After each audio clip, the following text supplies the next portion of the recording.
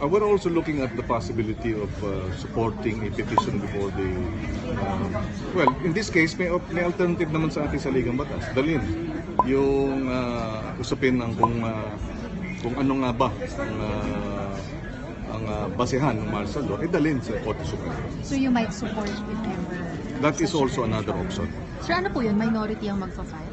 Hindi namin na pag-usapan yung pagpapile ng petisyon, but officially kung sino, but we are more than willing to support. Ang importante rito, hindi ito usapin ng kami ba ay kontra o sumusuporta sa martial law.